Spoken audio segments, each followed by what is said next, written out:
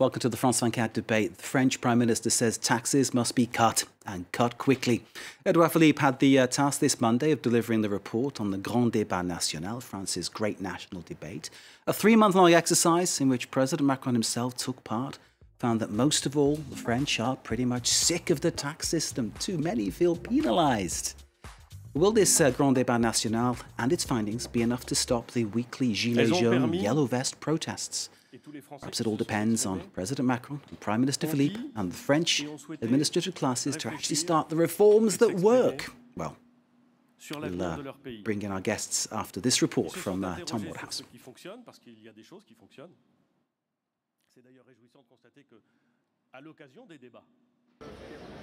For 3 months, the French nation had its say, and the government now says it's listened.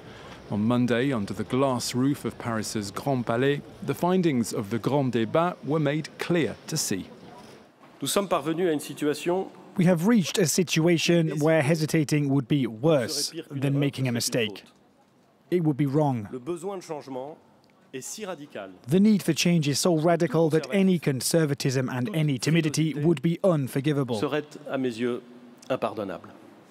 Some 1.5 million French voters took part in the deliberations, either online or at one of 10,000 town hall-style meetings held up and down the country.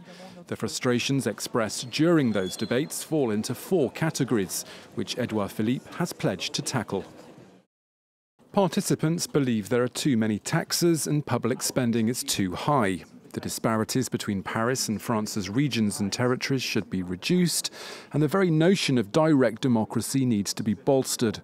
Voters also want more to be done to address climate change. But crucially, 2 of the Yellow Vests' key demands, namely the reintroduction of a wealth tax and the introduction of popular votes allowing citizens to suggest laws, didn't feature in the Prime Minister's speech this Monday. The government's opponents say the response is just an old record that they've heard many times before. All that Edouard Philippe has done here is confirm his government's wishes and the policies they've pursued for the past 2 years.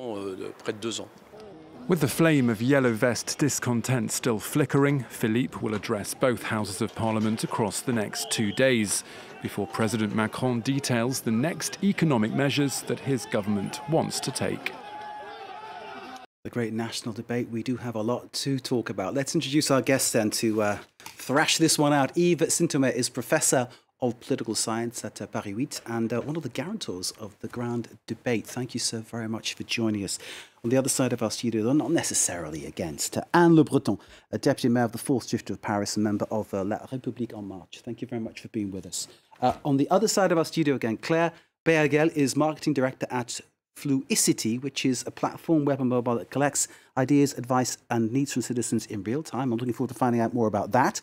And joining us by Skype, at a distance, but still welcome very much in this debate, sir. So speak as often as you possibly can. Haja Rassolona-Yatovo, who is from La République Souveraine, and a person who protested with the Gilets Jaunes. As you are far away, Haja, we'll let you have the first say in this debate. Tell us what you think about what's been revealed so far about the findings of the great national debate here in France. First of all, good evening, and it's my pleasure to be with you, to say what I have, at the back of my mind, and to put cards on the table, very frankly. We are very disappointed, but not surprised at all, because since the very beginning, it was clear, crystal clear, that key points wouldn't be part of this debate, which isn't a great debate, but a fake debate, and Chantal Jouanneau said things very clearly.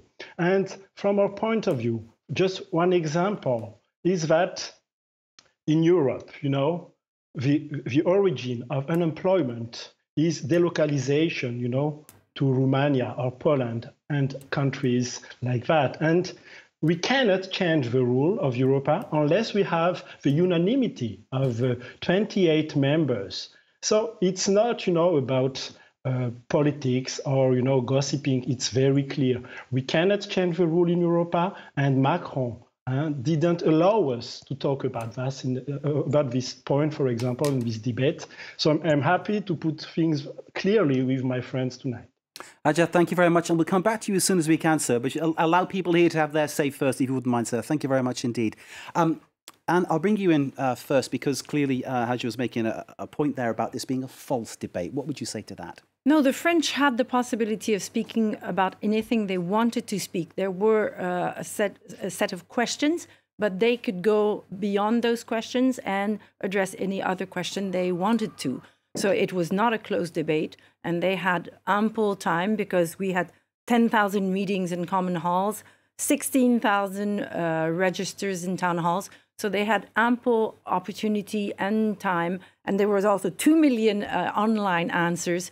So the French really participated in this debate, and they had all the possibility to say anything they wanted, really. I'd just like to add, I'm British, and seeing the mess we've made of Brexit so far, if we tried to organise something like this in the UK, it would have been a complete disaster, I am sure. Yves Saint-Omer, we heard what Anne said, and obviously you're politically biased. You're from Macron's party, so I'm going to say that. Absolutely, I'm not going to deny it. She's got a political side. So I'm taking that you're straight down the middle. Were you happy with how the Great National Debate unfolded? Do you think things could have been better, could have been worse? I mean, Macron himself took part over 92 hours, didn't he? Well, worse, we don't know yet, but better, it's pretty sure. One of the problems of a big debate was that it has not been conceived as something progressive, which, after the local debate, can lead to a regional debate and to a national debate, with a deliberation towards a common good and putting together the different contributions of individuals and persons. The debate has been conceived quite differently as a set of separate debates with the Prime Minister, the government and the President, who claim to make the synthesis of the debate. But what are the rules of the synthesis? It's like to be in a game in which, at the end, you don't know according to what rule the conclusion and the winner will be designed, and according to what rules this decision will be taken and the other will not be taken.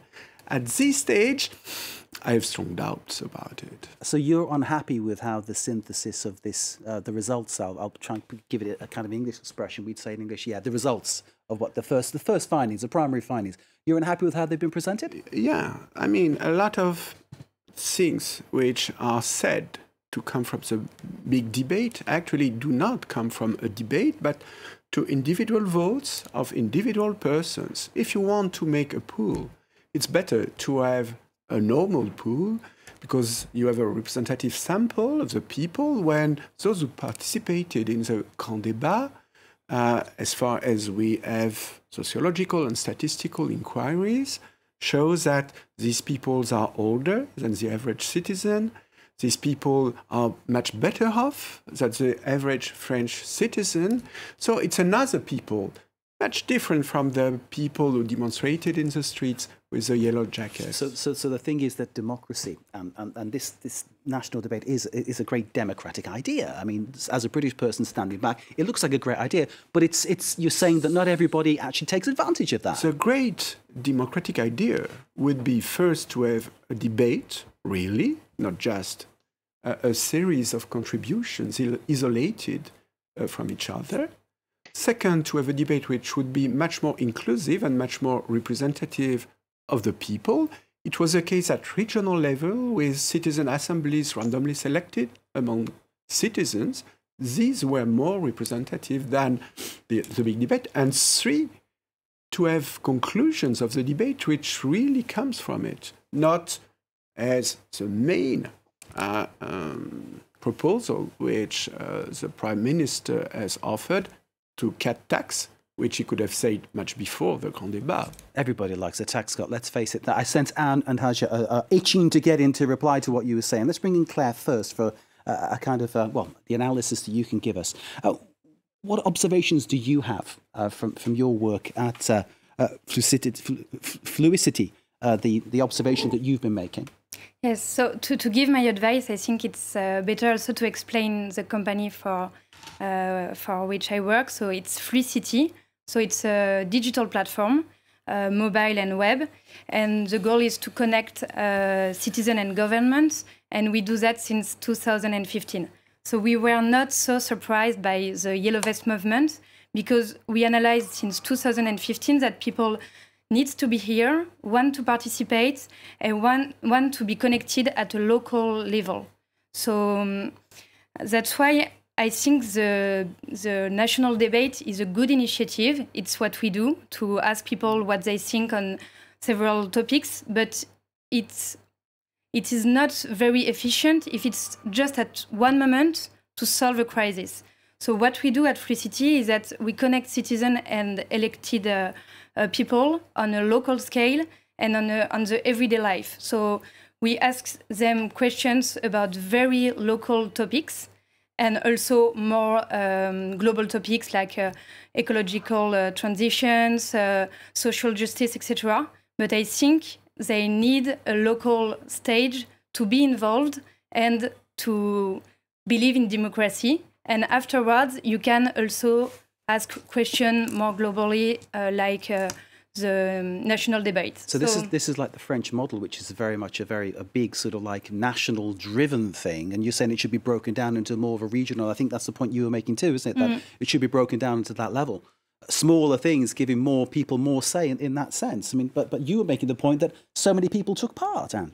No, but I agree with you, Claire, in a lot of what you're saying. I think it's going to be very important for the rest of what's going to happen with the debate to continue speaking to the French. It's not going to be only once in the great debate, and it's very important that we do so in the local, at the local level. And that's going to be, I think, a big trend in the years to come. And participation is always a problem in democracy. There's only, part of the people who vote, and we know it's a big problem. It's a big challenge. The great problem with democracy is that people have the choice as to whether they vote or not. That's one of the issues. Yes, isn't it's a challenge. It's always a challenge. Hadja, can you still hear us there in Haute-Savoie? I imagine I hope you've got a wonderful lifestyle out there, because it's a beautiful part of the world. Do you feel that your friends, your neighbours' issues, problems, fears, concerns were expressed well in this debate? Do you feel that they had the chance to have their say? I really pay attention to what the previous people said, local democracy and stuff like that. And I think that people don't understand what the very issue is. It's not about only having a moment, let's talk together. It's about changing rules. I want to be as clear as I possibly can. If we can't change the rules within the European Union, President Macron won't be able, to fight efficiently against massive unemployment. So I think... I'm sorry, Hadja, so Europe's the problem. Is that what you're saying? Europe is the problem? I think that European rules is one of the major points. And first of all, we have to emphasize here and to acknowledge altogether that this debate could exist only because there were massive street demonstrations. This debate is the outcome of mobilization of Gilets Jaunes, of Yellow Vest. So just bear in mind what Bourdieu told us. There is no social policy unless there is social pressure in the street. And I think that Mr. Macron acted as if he was a magician, Everybody agrees that he is quite a good speaker, but once, the one-man show is over, the massive unemployment is still there. And people in the street, are not foolish. They understand that, for example, let me be clear, in France, one man can win 1,500 income each month. And there is a social dumping with Poland or Romania or countries like that, where people win 400 each month. So no matter how long this debate will last, if we cannot change the rules, especially the European rules, so it is just nonsense. And this is why with George Kuzmanovic, we founded the République Souveraine, because beyond, traditional and old-fashioned fight between left side and right side. We want to gather all people who want to protect jobs and who want to reach social justice. Roger, thank you very much indeed, Hadja from La République Souveraine. And can I bring you back to sort of reply in a sense to what Hadja was saying there about jobs and about the role that Europe is playing? I mean, presumably President Macron is very pro-Europe, sees France as central to the European project. I mean, clearly, I imagine you disagree with probably everything you said. I disagree because also he was kind of pulling the light to something he has created as very minority in France. And it wasn't what it's not minority, madame. 4 million jobs I didn't interrupt you, please. What Hadja was talking... Just give us a second, please, sir. I'll let you back in a moment, okay, please. What Hadja was talking about was not among the major demands of the Gilets Jaunes, and Europe was not in the center, actually, of the demands. I think, yes, for us... His point is that Europe is killing jobs, I think. That's what he's trying to say. I know, but he's supposed to be here in a debate sure. Expressing views of the Gilets Jaunes, and it was more of his views, I think, he was expressing there. And so is Europe killing jobs? Well, Europe is, for us, we're a very pro-European country, and we think Europe makes us stronger. Europe is the better scale to face globalization. And so, no, I will strongly disagree with that statement. Okay, Hadja's also campaigned and been out demonstrating with the Gilets Jaunes. So I know. He has that that kind of extra sort of added value in terms of what this debate is doing. And I think his point about sort of how jobs can be subject to or killed off by globalization, moving to smaller countries, different countries, cheaper countries, is a really relevant issue. That is a relevant issue to our country, sure. That definitely. And we need to leave it there for the moment. End of part 1. Stay with us. More to come in part 2 here at the France 24 debate. Thank you, sir.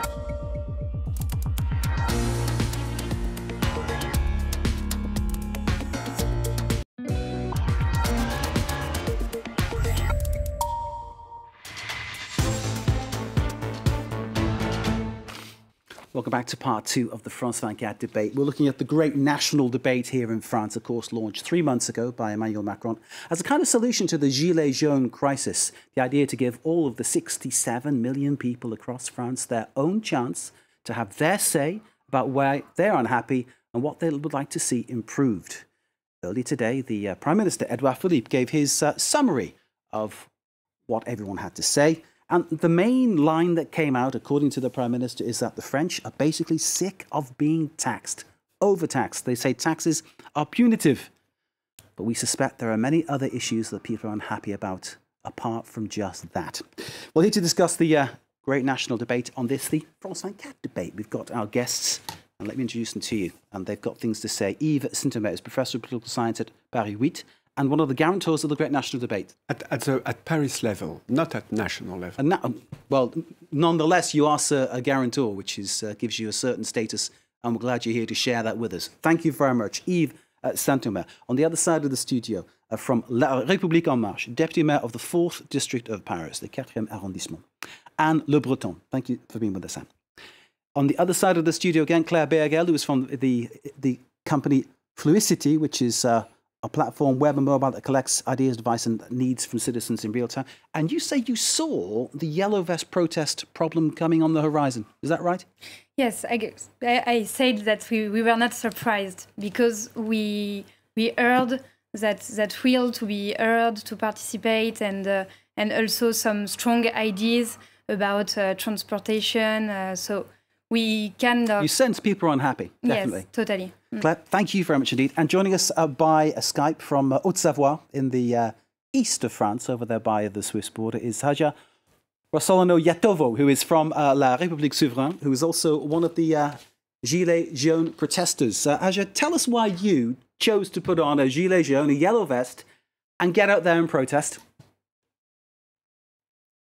Actually, the reason is very clear, and I've been given the occasion to listen to it once more, because Madame from La République En Marche said that losing 4 million of jobs from delocalization wasn't, in the debate. That's and not what I we said. want President Macron to listen to us. He refuses to listen to us because he's cut from true life. So, Madame from La République En Marche says that it's my vision. Let me tell you, Madame, that it's the vision of millions of French people, and you have to acknowledge that President Macron electors are just representative of 20% of French voters. So beyond this little clan of 20% voters, millions of people are really worried about this job loss, this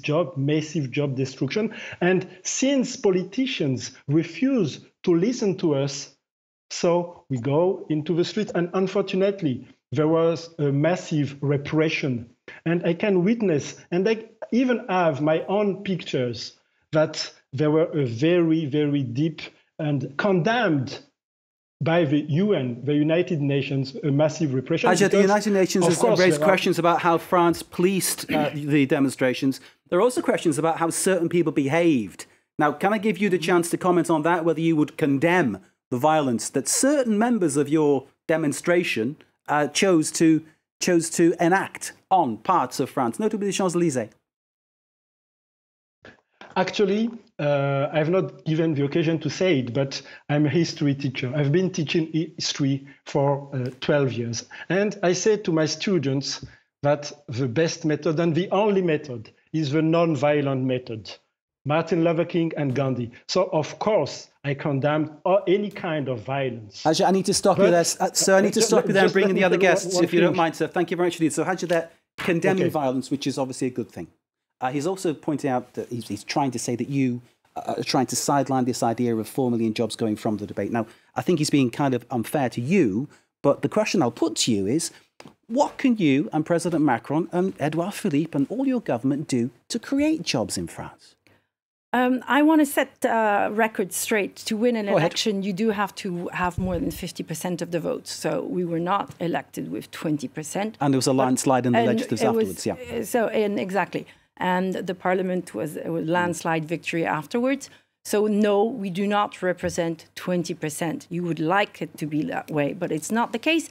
And what has come out of the Great Debate, where a lot more people participated in the Great Debate than people actually demonstrated in the streets. That also has to be said. And it's hardly surprising that what came out of this Great Debate confirms for a lot what people brought us to power for. And I'm surprised that you're surprised, sir, because it was only 2 years ago that we won the election. And then now we have the result of the Great Debate does confirm the reasons why we came in power. That there are problems in France. And I agree with you, Claire. I had also seen some of the problems that have come. The division between rural France and cities is something that I have seen coming for a long time. And I think that we were aware of it when we came to power. But, it takes time to solve things. You cannot put buses back in every single little village in 2 seconds. I have a little village in the Loire-et-Cher where, you used to be able to go on a train. And now you have to take a car to drive to a station that's 30 kilometers away. Same thing with the hospitals. Things like that we have to work on that. And we knew it when we came to power. And the crise des Gilets Jaunes, the yellow vest crisis, has really pinpointed that we need to address those issues very fast. And a lot of those things, Anne, need to be paid for out of taxpayers' money. And the French people in this great debate saying they're fed up of being taxed. Yves. Yes, but there are very different reasons for explaining why people have a feeling to pay too much taxes. The first reason is that you can't make it. It's too much. Another reason, quite different, is what I pay is not fair compared to other pay. And a third reason is what I pay is not fair compared to the services which are provided. If you split these different reasons, then the solutions are quite different. So just to say taxes are too much is something which is a starting point, but not the end of the day. And if taxes are reduced, Anne and her colleagues, they can't go and build hospitals in a different part of France. They can't go and provide railway services. One of the no, I don't agree with that. I'm sorry. One of the problems of the big debate was that it was not really a debate. It was not possible to compare, to say, okay, together you have this proposal, you have this proposal. We join them, and then we see whether they are compatible or not. It was more a set of proposals which are without any real deliberation to define in common what the common good could be. Anne? Well, I think we're at the time now where we're going to have to face the question of public spending. And more than deciding that we're going to, have or not have some services, we're going to have to look at the efficiency of public spending, because it's not only public spending that will be able to put services in regions. There are other ways of doing it. You might have shared taxis. You can, there are a lot of ways that we could think of doing things differently than they were in the past, but still to have something that to be able to get a link back between the rural places and the major towns. Building a hospital, though, that's serious money. And in other countries, I'm thinking of the UK, there's a public-private partnership which has been used to varying degrees of success and lots of criticism. Is that something you might consider? Well, I think we have to look at the efficiency of public spending. There is public spending and the efficiency of public spending. And I think that's what we're really looking at now. Claire, taxes, was that something that you picked up on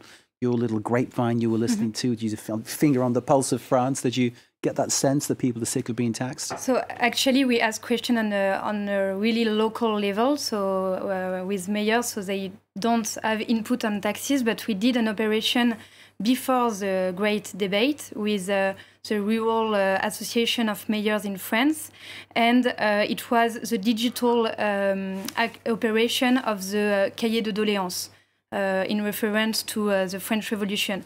So we asked people what are their doléances, their complaints, and it was one of the main topics. Taxes, exactly, with transportation and ecological transition. But taxes was first, and I think it's confirmed tonight.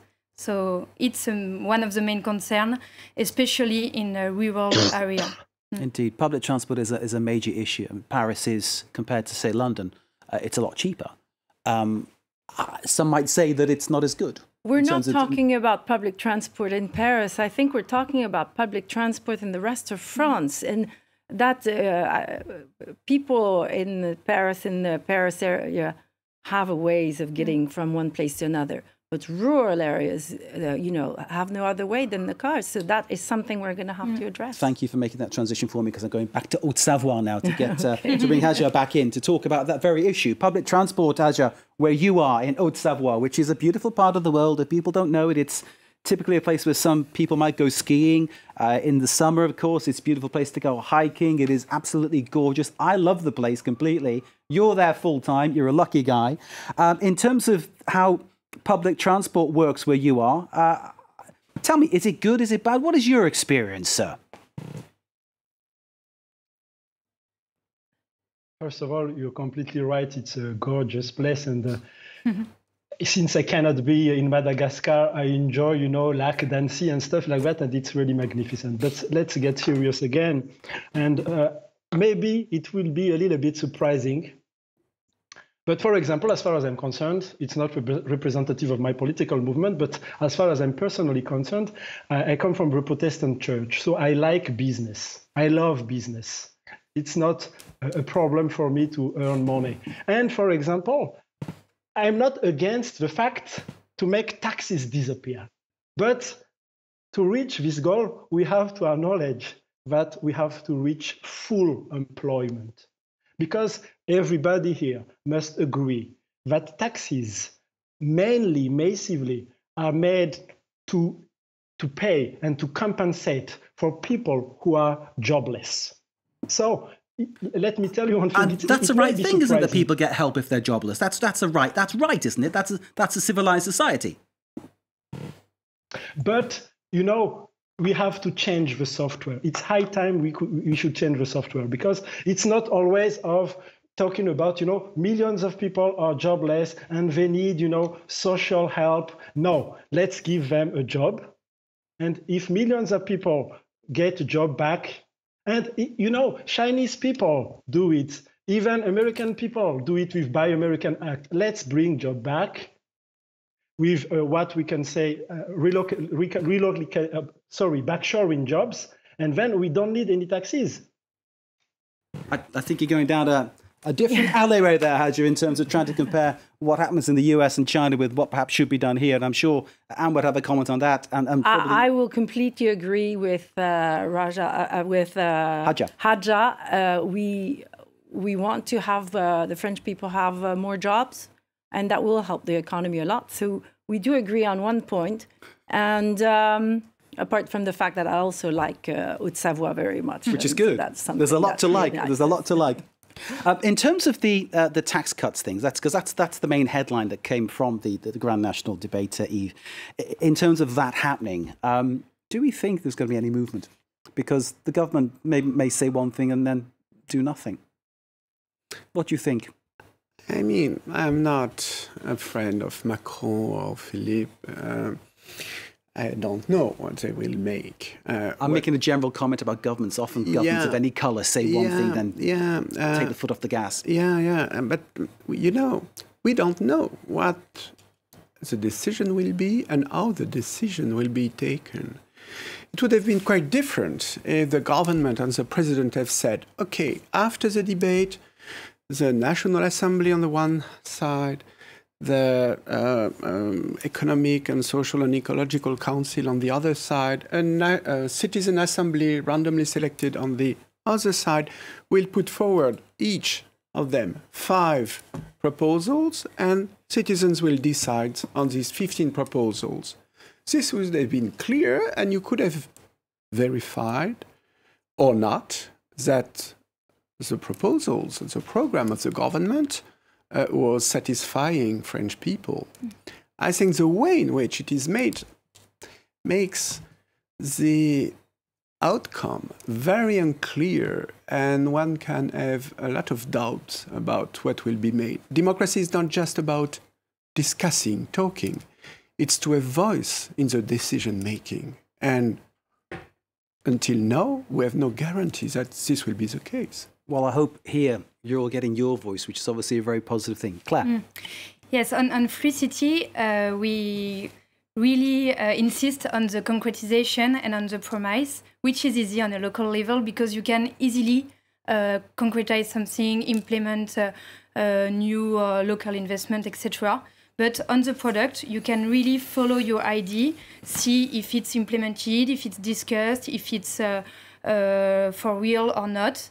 But if it's impossible, the mayor will explain why.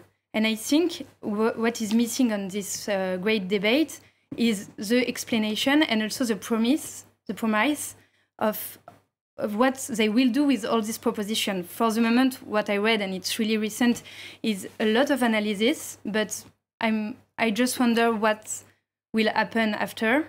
And maybe that's why people don't know if they will participate or not, because they don't really see what will be the income of their participation. So I hope that there will be some results, and I'm sure the government is working for that. But I think what is important in a digital participation is to show what will be the promise behind. Let's put that to Anne Le Breton from Emmanuel Macron's party. Are you going to deliver? That's the question.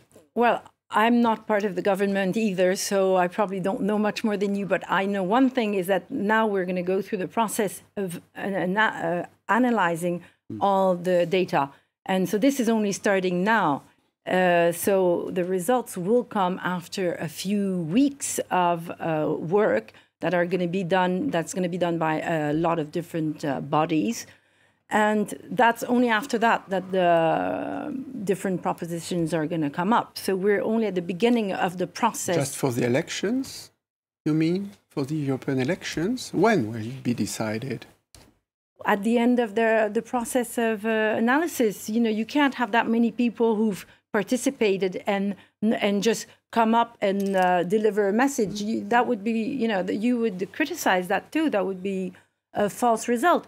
what we gave today was just a few inklings of what had come up. But now we have to go into the But don't you think it's a bit a mess that this process will overlap with European elections?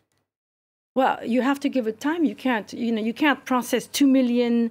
And there's some things that have been written, and there are debates in all kinds of forms. You can't process that in a week. It's impossible. Yves, what do you think should have happened? You're clearly getting at something there. Can you spell out what you think should have been done, what the problem is? I think that you would have had a debate beginning at local level, then regional level, then a citizen assembly randomly selected on the one hand, and the assembly, elected assembly on the other hand, making a synthesis and proposing to a referendum at large the most important issues coming from the debate. We would have had rules of the game clear, and we could also have accepted results which won't have been our proposals, but the rules would have been fair. Here, a lot of people will have the feeling that it's a trap, and that the debate was made first in order to solve the crisis of the Yellow Jackets, which I think is fair, and second, to win votes for the European elections. If this is the case, well, you participated in the Paris debate with Anne Hidalgo, who's a socialist mayor, and it was organized quite differently from the rest of France. I think maybe that is doesn't lead the socialist policy. Anyway, so I think that's what we're maybe hearing here a little bit also, is that. But I think that Anne Hidalgo, as a lot of mayors in France, are afraid because they've played the game, each of them according to its or his or her own rules. Yes. But then a lot of people, a lot of mayors with whom I talk, are afraid, saying, if it's a trap, we will be responsible of the trap. But why do you think it should be a trap? Wait until we get the results. You can't. Let me pause you there and bring in our Media Watch expert with more, which might fuel the debate. Emma James coming up right now.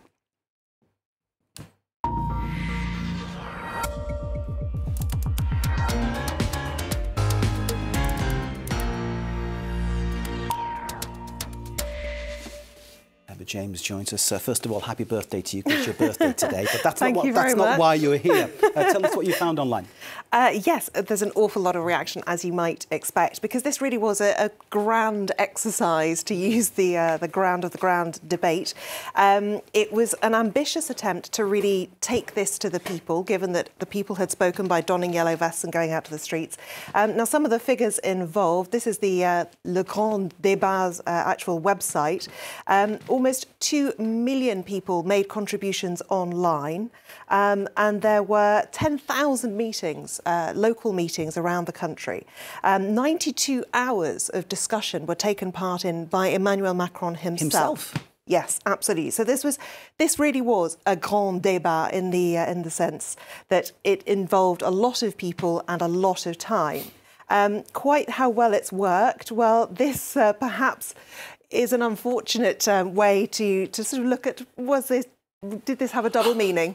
The website earlier on today was down for maintenance, work in progress, says this journalist. Does that sum it all up? It does a little bit, I think it's fair to say.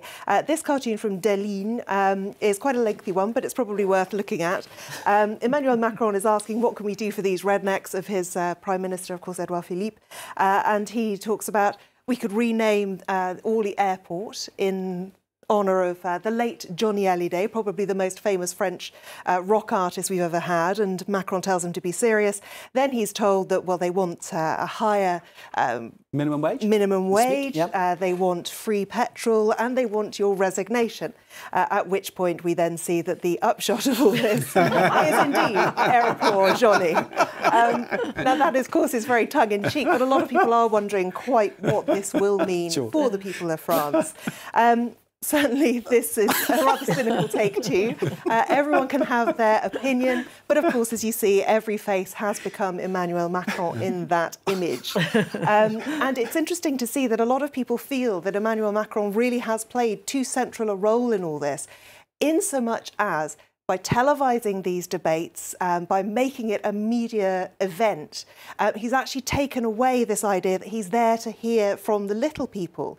And really, you start to wonder, is he just there to be seen, to be listening? And a lot of people seem to be sharing that opinion. It's one of those things, isn't it, though? I mean, he's damned if he does, he's damned if he doesn't. So in a sense, yes, Macron can't win, can he? No, because if he'd done it behind closed doors, that would have seen as being secretive and not telling people what's going on. There's a lot of negativity online. That's par for the course, though. It's not necessarily indicative of how the French view it. But this is one positive one. Never has any president moistened his shirt like him in these debates. Stop complaining, because he did appear quite sweaty and he did expend a lot of energy while discussing these matters. Other reactions that we've seen online, well, a lot of anger about the cost of this particular project. 12 million euros was spent to hold all of these great debates. A lot of people talking about that.